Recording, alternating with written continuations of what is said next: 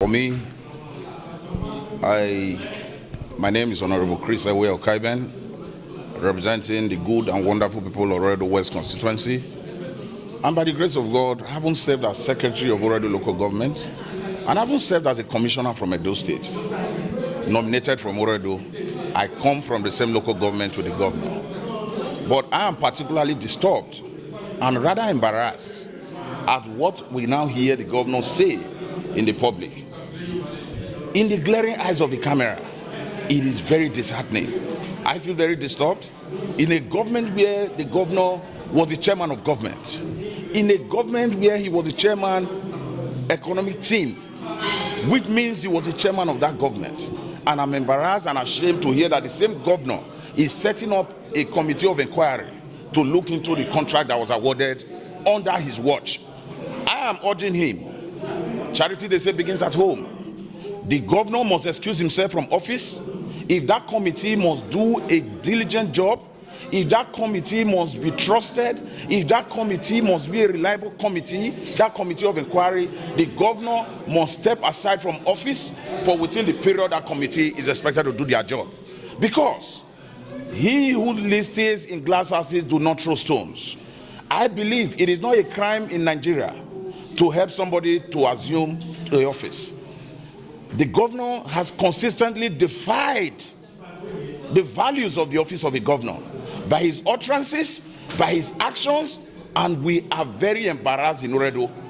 I am urging him. Everybody has continuously reminded the governor to embrace peace, but he prefers to continue to sponsor violence against the same people he's supposed to rule. He swore to an oath to protect the lives and properties of the citizens of Edo. But it's rather embarrassing today that even as a member-elect, protected by the Constitution of the Federal Republic of Nigeria, I am not even safe in my own home or in my own state.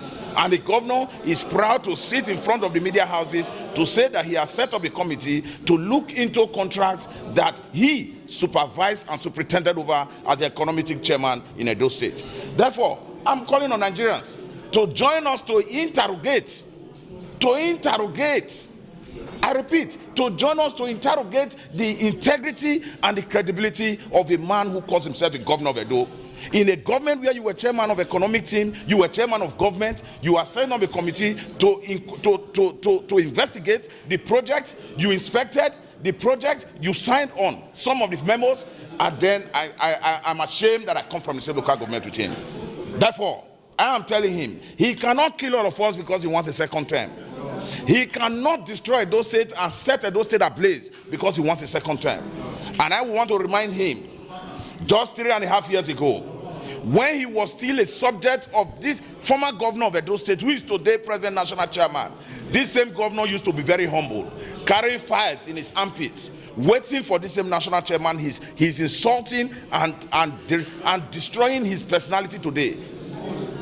I'm here to say, for those who care to listen, Edo State has always been a very peaceful state. Edo State has been a very lovely state. And we believe that what the governor must do is that he must retrace his steps. He knows very well, as much as we all know, only Oredo cannot make him a governor. He cannot sit in the comfort of Denis Osadebe and be creating crisis in Edo North.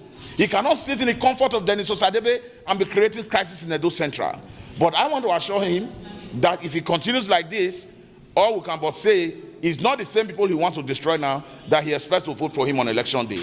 Because on election day, everybody is restricted to their polling units and their polling booths. But like we have said, I'm still appealing to everybody who is from Oredo to speak to the conscience of the governor.